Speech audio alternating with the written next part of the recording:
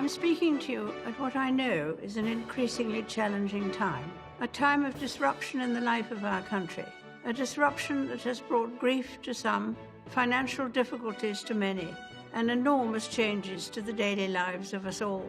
Today, the Queen delivers her first unscheduled address in nearly 2 decades. We will meet again. But for now, I send my thanks and warmest good wishes to you all.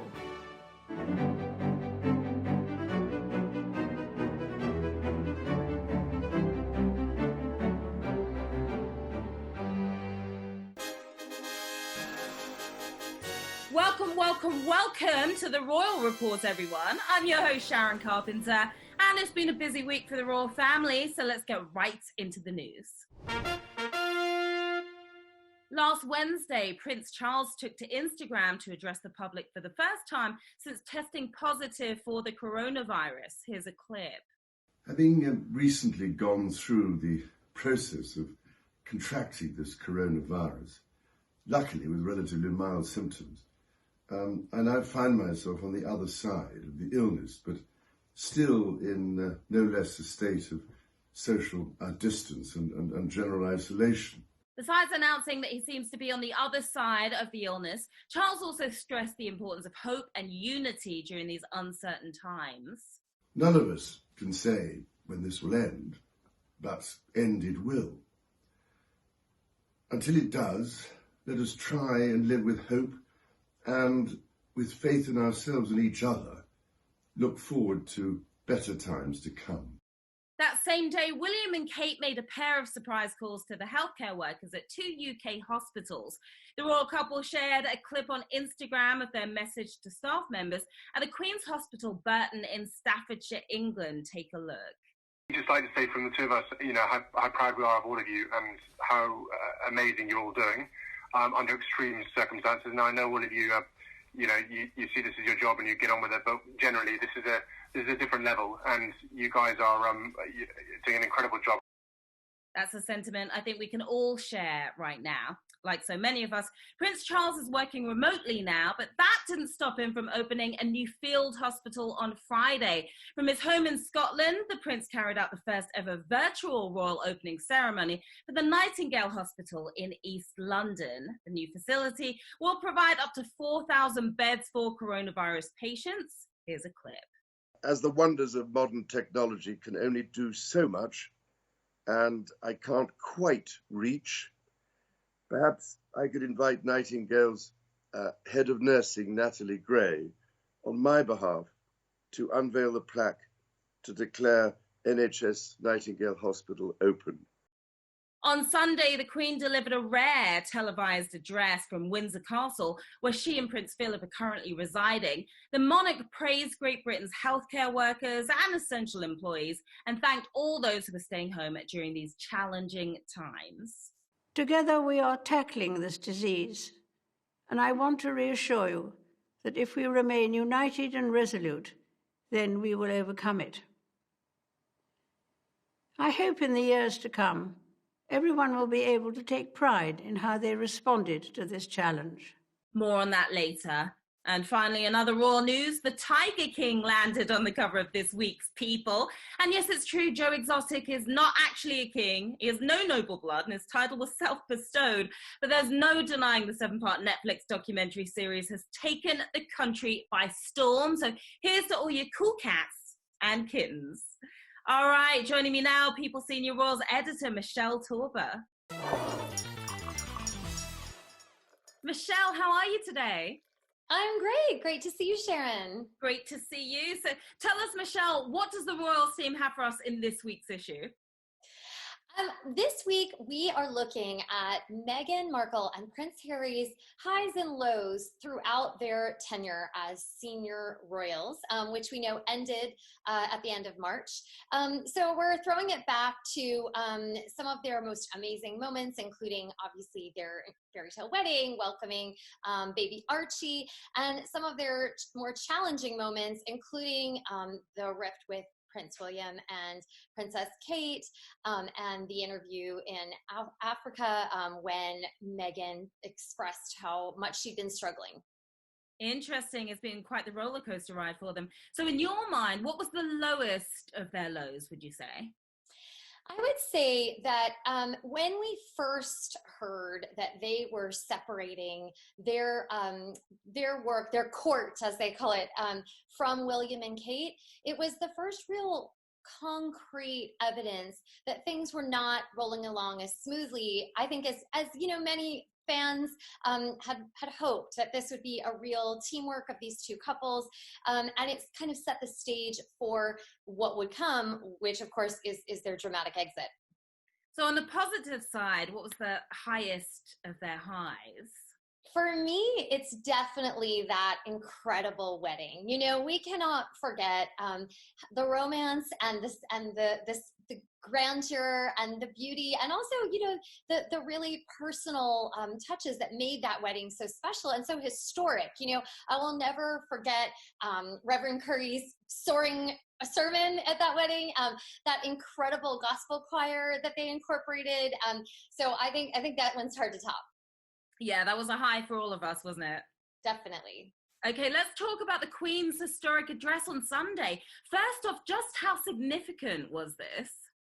Well, very significant. The Queen has actually only spoken in this way 4 times. Now, she does give an annual Christmas address, but that's a scheduled, very set part of her calendar.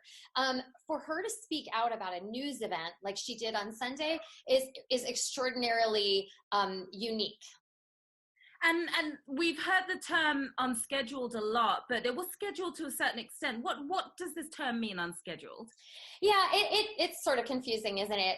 Essentially, it means that it is inspired by the news rather than something that would be set in stone like the annual Christmas address. So again, the Christmas address, something that we would consider scheduled because it happens every year at Christmas time.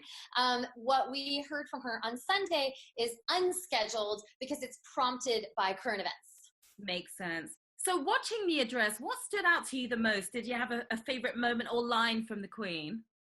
I did. For me, the moment that really resonated was hearing the Queen speak about herself and her sister, her younger sister, Princess Margaret, as children during wartime, during World War II, as young princesses.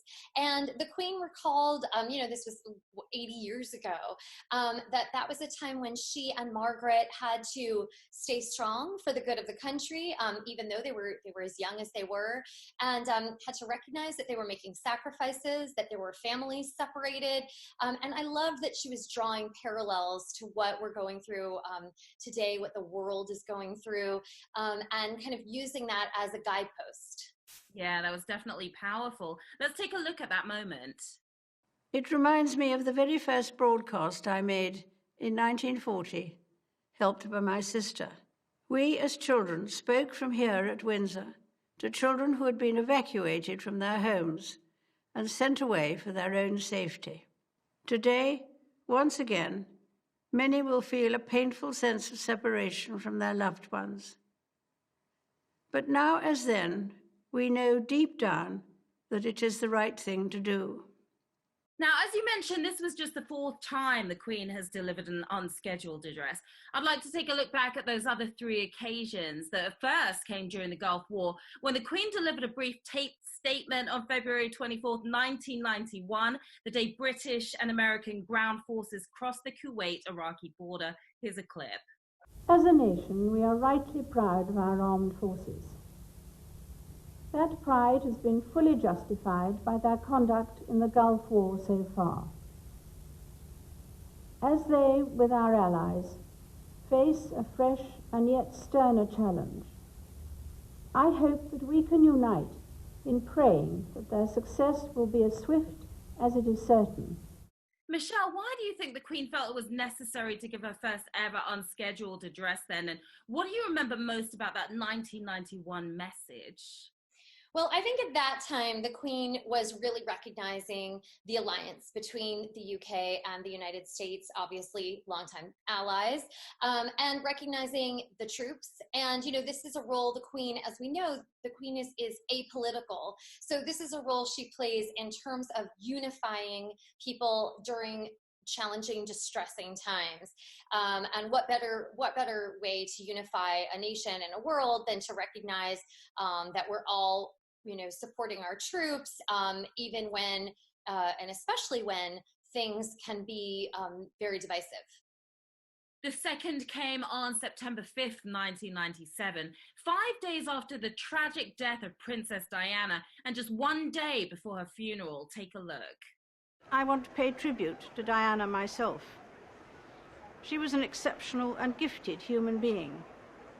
In good times and bad, she never lost her capacity to smile and laugh, nor to inspire others with her warmth and kindness. Now, of course, an entire movie was made about the circumstances leading up to that speech. The Queen, starring Helen Mirren, amazing actress. She won an Oscar for that role, actually. Here's a look at Dame Mirren's version. I hope that tomorrow we can all, wherever we are, join in expressing our grief at Diana's loss and gratitude for her all too short life. I'm hoping we can get a side-by-side look because it's pretty cool to see. Michelle, what do you remember most about watching that 1997 speech? Wow, that was really something, wasn't it?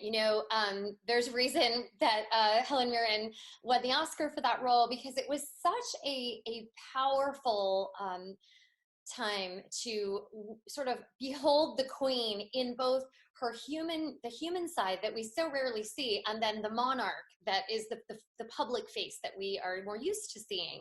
And it was almost like this sort of convergence of the two during that address about Diana.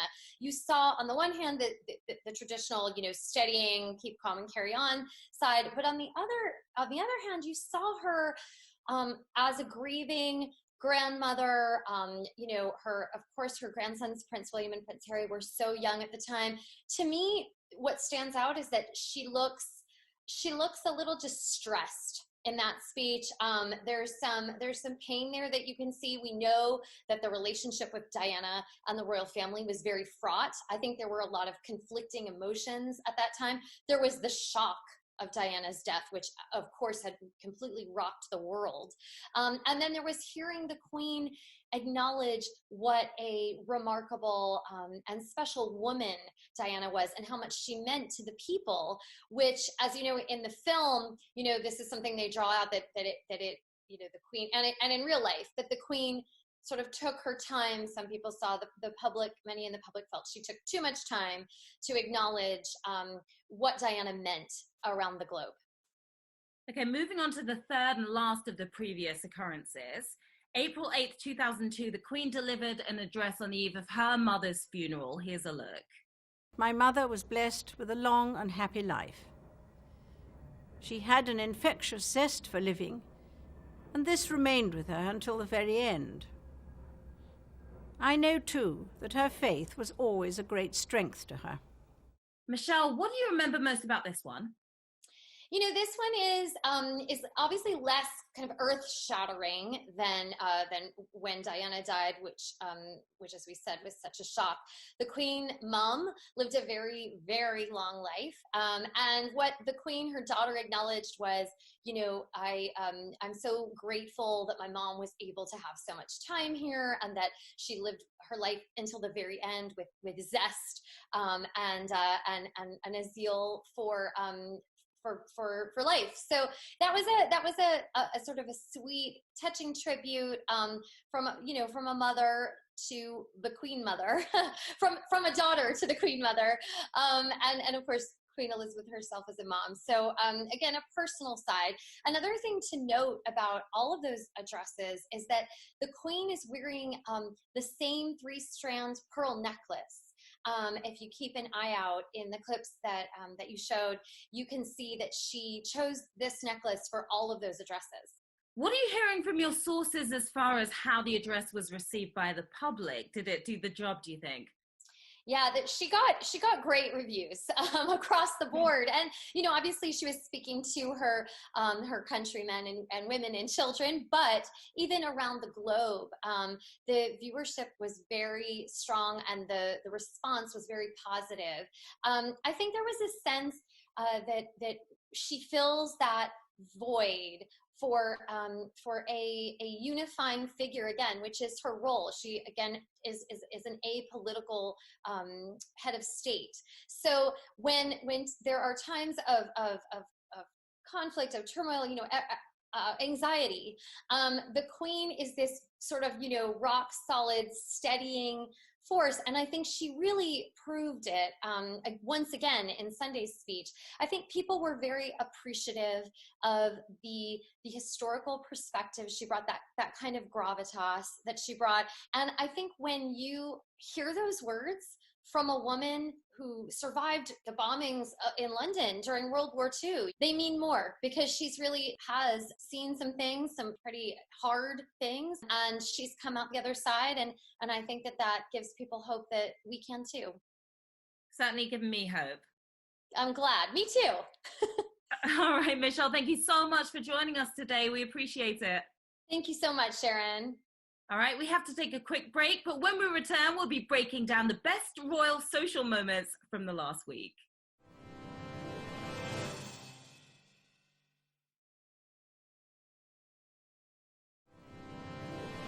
Welcome back. It's now time for our social media minutes with our social media correspondent, Gillian Fleischman. Gillian, how are you doing? Hi, Sharon. I'm doing great. Excited to be back. Okay, so what do you have for us today? Well, it was another week full of meaningful posts. Last Thursday, the royal family's Instagram page posted this photo of Windsor Castle's round tower turned blue to show its appreciation for the UK's key workers. It's part of the nationwide Clap for Our Carers movement and included the hashtag Thankful Thursday. I love that the entire UK is showing tons of support for those working so hard during this time. Last Friday, we got a behind-the-scenes look at Prince Charles opening a new London NHS field hospital on the Clarence House Instagram page. It was, of course, via video link from his home in Scotland, where he's recovering from the virus, and marked the first time a building has ever been virtually opened by a member of the royal family. Awesome to see Prince Charles back to work. Last Saturday, Princess Eugenie shared uplifting posts from groups supporting healthcare workers around the world on her Instagram story. From Claridge's Hotel providing free rooms to NHS workers to a London hospital getting a surprise pizza delivery, each of these posts is super inspiring and emotional. Really hoping she continues to share more. And finally, this past Sunday, ahead of the Queen's address, the royal family's Instagram page posted this flashback image of a then Princess Elizabeth giving a speech on her 21st birthday in 1947. In the speech, she made a lifelong pledge to serve the Commonwealth. The post also included a photo montage of her as Queen, meeting representatives from all 54 member nations throughout her reign. She's truly an amazing leader. And that's your social media minute. All right, great stuff today, Gillian. Thank you so much. Thanks, Sharon. All right, we have to take a quick break, but when we return, a belated celebration of Mother's Day in the UK.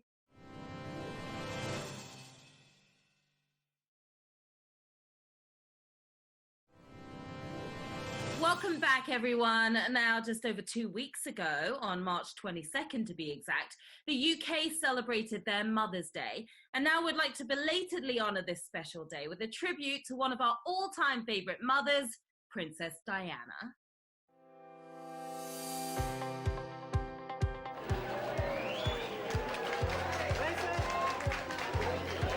By 1994, Charles and Diana had been separated for more than a year. While still technically married, the 47-year-old prince and the 33-year-old princess were living largely independent lives. That March, Diana took young William and Harry to Austria for a week-long ski vacation, which gave royal watchers a rare extended look at the people's princess as a mom. Diana took being a mother immensely seriously. This was her most important job. And this was a delicate time in her boys' lives. William was 11, Harry was 9. Their parents were separated, obviously a lot of stress at home. And Diana wanted to really help mitigate that as much as possible. This is the first of 8 days on the ski slopes here for the royal party. Valuable time for a princess for whom spending time with her children has always been a top priority, particularly as they have to divide their holidays between two separated parents. Diana adored her sons, and she knew that they had been through a lot, and she just wanted to spend some time having fun with them, together as a family. Diana had training in early childhood development, so she really understood what children need most, and that means spending time with them, quality time, making sure that children feel valued. And for her, that was sort of her ethos as a mom, that her boys knew they were loved first and foremost. The troubles of recent months seem well forgotten here. The princes wasted no time in getting started. By the time the princess was geared up to go, her boys were already well out of sight. She wasn't a helicopter mom, skiing right alongside them, making sure they didn't fall. She gave them their space to fall if they were going to and pick themselves back up. She also wanted to be real with her boys and make sure they weren't in this insulated royal world all the time. So that meant making sure they carried their own skis. And she was a very attentive and nurturing mom.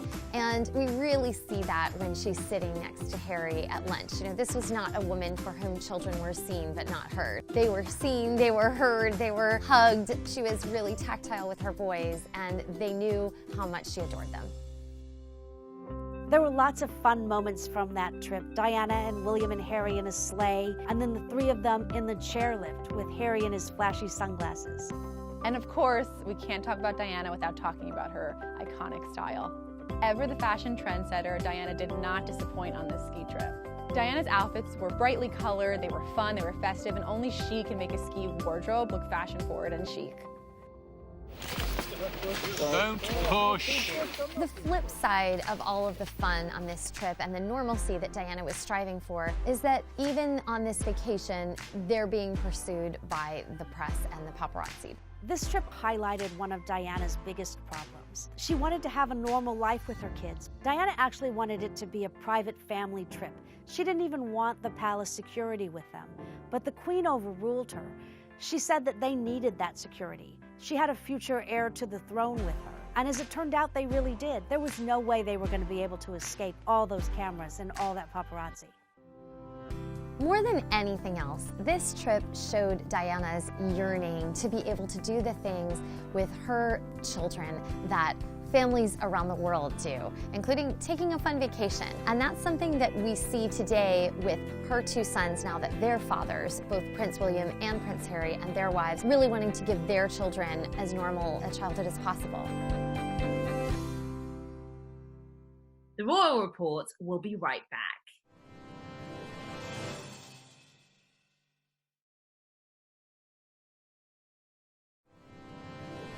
Welcome back, everyone. It's now time for great moments in royal history, although this one, to be fair, is perhaps more scary than great.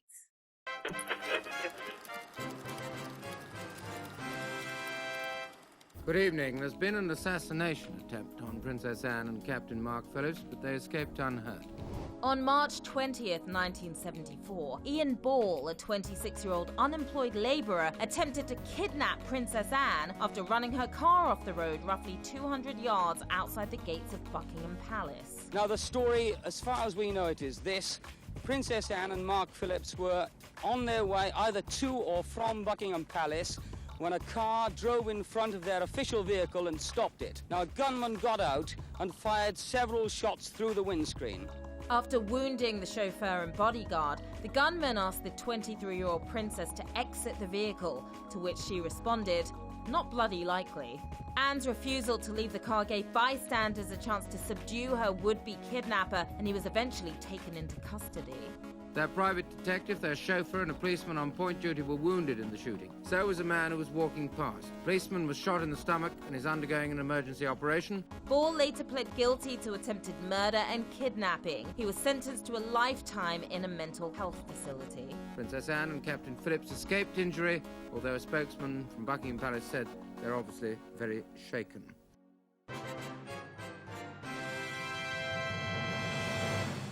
Now, before we go, let's check in with Max, shall we? Max, aka the Count of Cuteness. How are you holding up?